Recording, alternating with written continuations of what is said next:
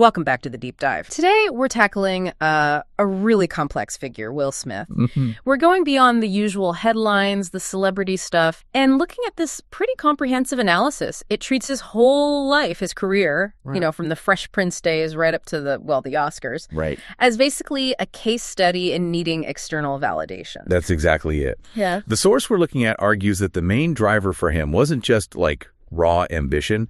It was this deep need his whole life for approval from the outside, especially, the analysis argues, from women. Okay. And this need, it suggests, is what built his identity, what gave him his biggest wins, but also ultimately what led to that very public crash. That's a really powerful way to frame it, almost tragic. Okay, so let's try and unpack this. Our mission here, the big question is, what actually happens when your whole sense of self is built on what other people think, on this perfect image the world wants? What happens when you chase that persona and then bam, the image just shattered? We're looking at the cost of performing, basically, when it takes the place of real self.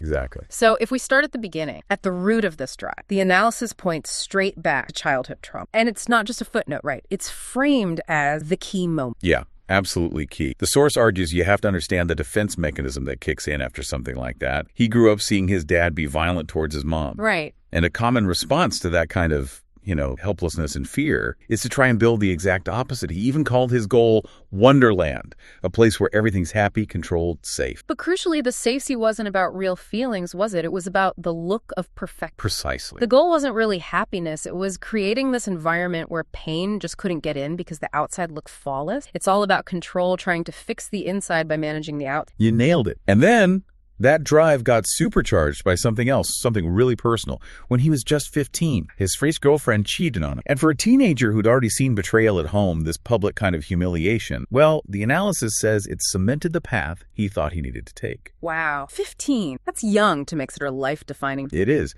And the source argues that right then, he decided basically nobody would ever cheat on me again. But the fix wasn't, therapy or self-reflection. It was external. Totally external. Massive success. He decided the way to prevent that vulnerability again was to become, and this is his goal, the biggest actor on earth. So the logic was, if I'm famous enough, successful enough, women won't leave me. My life will work. Pretty much. If my movies are number one, he thought, my life is going to work out great. He swapped emotional security for professional achievement, for box office numbers, that validation, that applause. It became the proof he was safe, loved, worthy. That's the classic trap, though, is tying your worth to something so unstable, like public opinion rankings. Exactly. You're constantly running.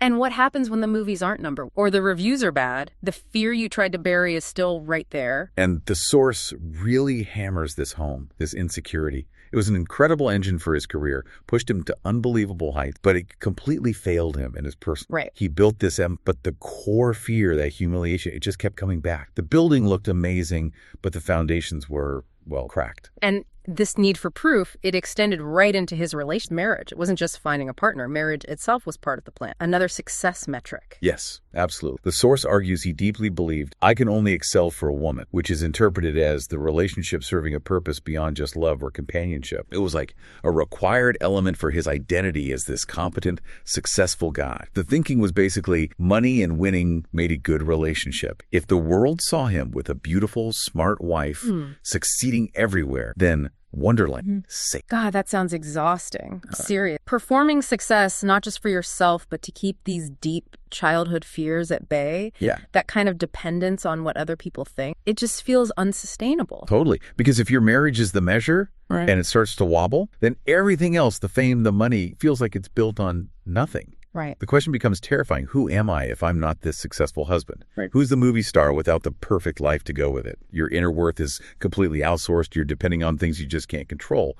ultimately. Okay, let's get into the relationship dynamics then, because this is where that validation starts to get, pretty unhealthy, according to Alice. The source makes this really striking, maybe uncomfortable claim. Will referred to Jada as a mommy he wanted to make proud. Yeah, that's a really revealing phrase, isn't it? Perhaps unintentionally. It suggests he wasn't just looking for a partner's approval. He was projecting this need for maternal validation onto his wife. Wow. He actually said deep down he was the little boy that wants mommy to say everything was wonderful. Pretty textbook psychoanalysis. Yeah. The adult relationship is trying to fix the child. He needed Jada to be that constant source of praise, to tell him he was great, that Wonderland was perfect. And the analysis points out the huge danger, because when he didn't get that approval, When she stepped outside that role of the proud, supportive mommy, that's when he admitted drag. Her failure to uphold the image triggered this rage because his whole constructed reality, his sense of worth, felt threatened. And we see this play out, this prioritizing of image over actual connection in that story about Jada's birthday. It feels like a perfect, if painful, example of the performance. Oh, it's such a cautionary tale.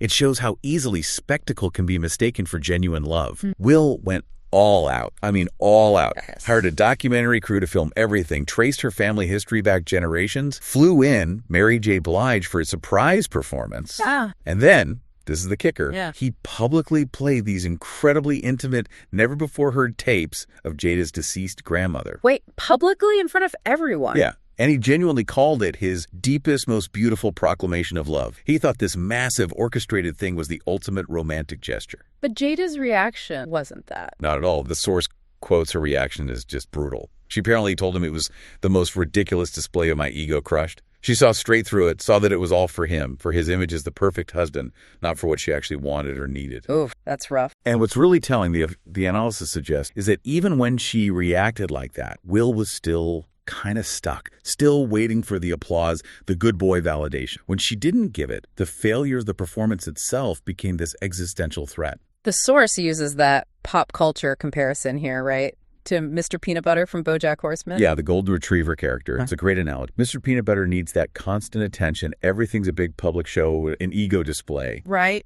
And the analysis suggests Will has a similar pattern. He seems to struggle with just quiet, real connection because his identity is so tied up in the performance, in the applause. If love isn't declared publicly, dramatically filmed, does it even count in his mind? Being seen as the loving, winning husband seemed more important than actually being that partner for her specific needs. And that pressure, that need for the perfect picture, it didn't just affect his marriage. It spilled over onto the kids, too. The whole family had to fit the Wonderland. Yeah, and the example used is just tragic. It's when their daughter, Willow, shaved her head. Right, I remember that. The source frames it not just as, teenage rebellion or style. Yeah. It was a deep protest because Will was apparently pushing her really hard to keep touring her song, Whip My Hair, to maintain his picture, his image of the perfect, successful, multi-talented Hollywood family. He needed the world to see the Smiths winning everywhere, all the time. So a 9-year-old girl felt she had to do something that drastic, that public. Just to get through to him. She eventually told him, Daddy has a picture of a family in his mind, and it's not us. Wow, that hits hard. It's critical, right? The image became more important than the actual people. The pressure cooker just blew.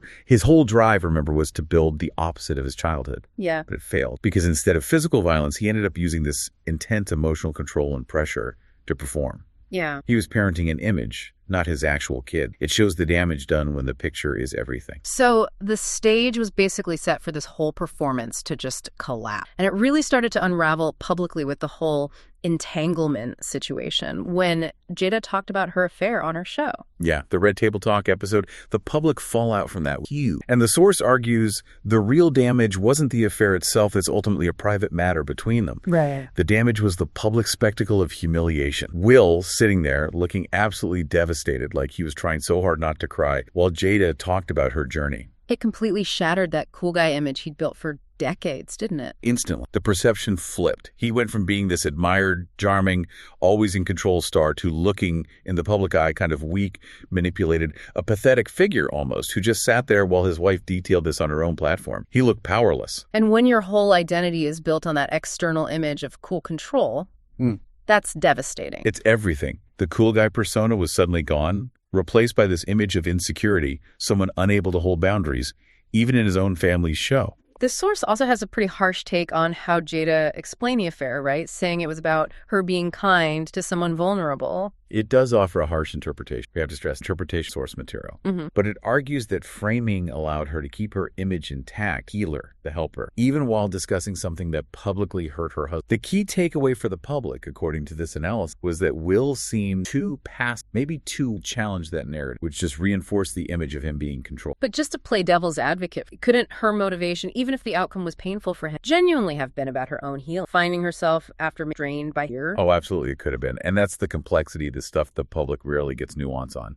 But the source we're looking at is focused on the effect on Will's persona, the consequences for his image. The fact that her self-discovery process was so public and framed in a way that made him look like a failure. When your identity is built on winning, being seen as the loser, even if you're trying to be supportive, is just existentially damaged. So once that image was fundamentally broken, the analysis claims Will went into this period of intense overcompensation, trying desperately to get back that cool, charming, competent guy image. Yeah, a scramble base. And this, the source argues, led straight to probably the most cringeworthy moment of that whole period. The song I Like Pretty Girls. Oh, boy. It was just universally panned, called corny, embarrassing. A 56-year-old dad rapping about chasing young women didn't read as confident. It read, to many, as masculinity in crisis, like he was trying way too hard to be the Fresh Prince again, but it just didn't fit anymore. And the music video for that, the analysis sees that as really revealing, almost subconscious. This is where it gets really interesting psychologically. The visuals in that video are bizarre. He portrays himself as tiny, physically small, next to these giant... At one point, he's literally like on the sole of a woman's shoe. Seriously, I missed that detail. Yeah. And the source interprets this as a blatant symbolic display of the utter powerlessness he feels, especially perhaps around the powerful women in his... So unconsciously, he's showing how small and overwhelmed he feels, even walked on. That's the argument. Art can reveal truths the artist is trying to hide, choosing to make himself visually tiny next to these towering women. It screams insecurity, a feeling of being controlled, even as the lyrics try to project confidence. It's like his subconscious is admitting defeat while his conscious mind is still performing. And the desperation didn't stop there, did it? He was doing all those collaborations with young YouTubers, TikTokers, KSI, trying to seem relevant. Yeah, trying to recapture that effortless, cool, that 25-year-old vibe. But the source describes the forced positivity as painful to watch. He seemed to be struggling to accept where he was in life. Right. And it all kind of culminated in that really awkward surprise performance he did in London. The source had this brutal line describing him and the other performer looking like the drunk auntie and uncle at a wedding trying to party with the teenagers. Ouch.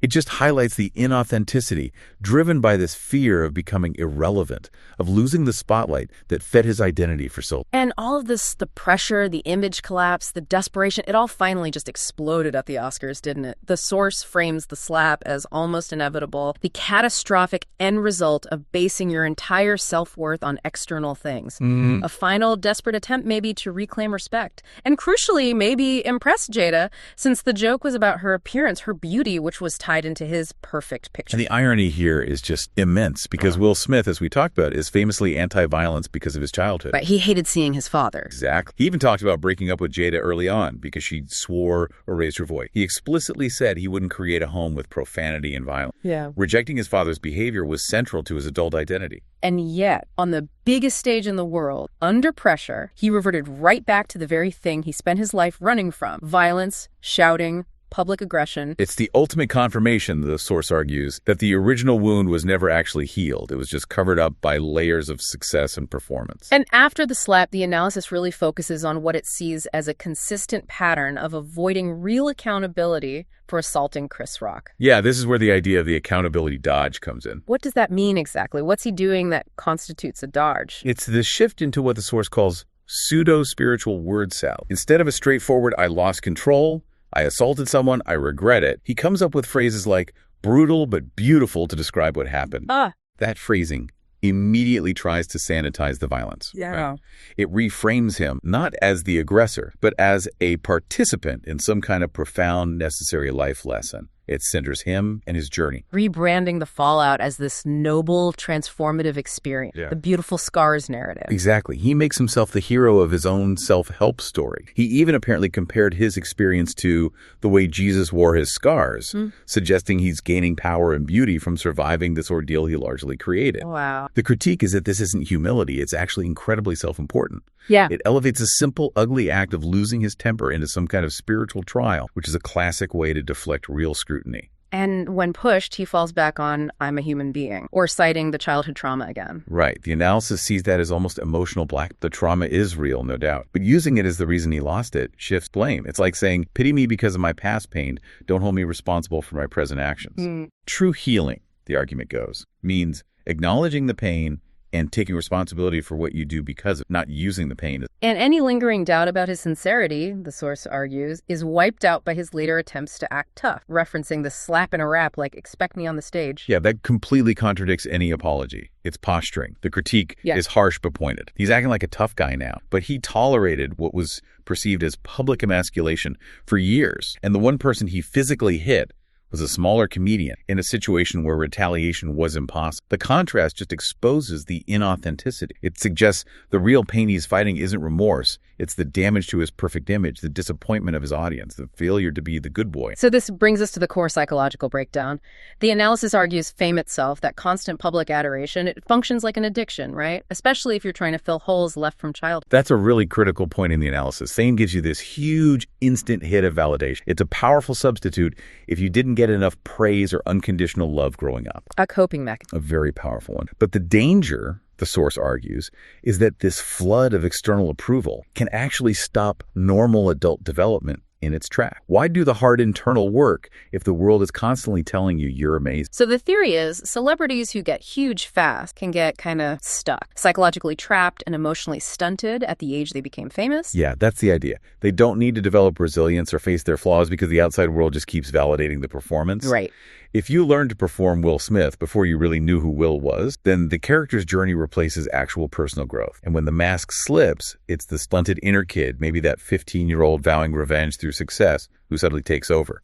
Like maybe on the Oscar stage. And he even admitted he treats Will Smith as a character. If you wear a mask that long, maybe your partner tries to love the mask, but can they ever really connect with what's underneath? It creates huge intimacy problems. And then, just when he arguably needed that loyalty the most, after the slap, when his image was in tatters, Jada delivered what the source calls the final humiliation, claiming they'd actually been separated since 2016. Which totally contradicted what they'd said publicly before, right? Like in 2018, they were celebrating their union, calling themselves Ride or Die. Exactly. The source sees this as a deliberate rewriting of his, probably to protect her own image from the slap fallout. By saying they were already separate, she effectively denies him the loyalty he seemed to think he still had, even in his failure. Another huge public blow. And the question the analysis raises is, why doesn't Will correct her? It's not true. Because he's still clinging to the picture. The image of this successful, maybe unconventional, but ultimately intact family. That's his lifelong defense against the original childhood chaos. Letting go of Jada, or challenging her narrative publicly,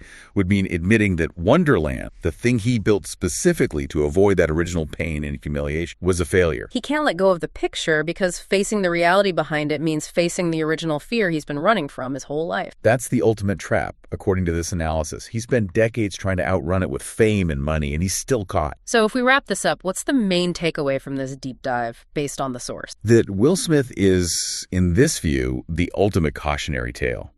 His story shows pretty definitively that all the success, fame, money in the world, it just can't buy real self-worth or fix deep insecurities like that need for mommy's approval if they aren't dealt with directly. The pattern was always using external things, money, hits, awards, as a temporary fix for personal relationship failure, performing success. And when that performance finally shattered, the insecure kid inside was left exposed, acting out his deepest fears for the whole world to see. He spent his life playing the role of the successful, loved, put his whole identity. And when the public finally switched from loving him to judging, there was nothing real inside to fall back. The authentic self. And if you look at the bigger picture, the crisis we saw is kind of the natural outcome of wearing that mask for so long. The exhaustion, the identity, it led to this huge emotional regression. The adult persona just broke down and the wounded inner child took over, demanding validation and fighting to protect the image no matter the cost. Which makes the critique of his current PR strategy, according to the source, feel pretty accurate. They're trying to put him back in the 25-year-old cool guy box, chasing trends, making that corny. Yeah, and it just makes him look more immature, more out of touch, more inauthentic. It misreads the situation entirely. So the only way forward, the source suggests, isn't more performance, it's humility. Genuine humility.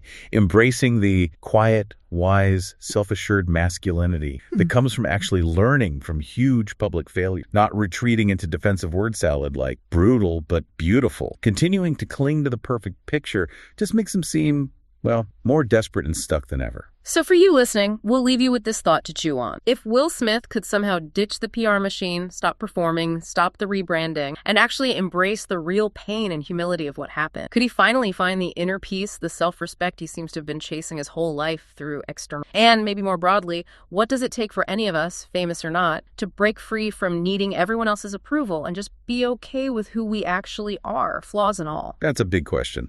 Definitely something worth thinking about. Thanks for joining us for this deep dive. We'll see you next time.